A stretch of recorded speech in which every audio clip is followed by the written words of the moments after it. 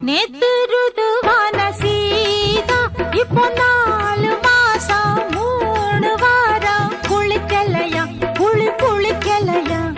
புள்ள வரம் இல்ல என்ன இல்லறமே பாவோன்னா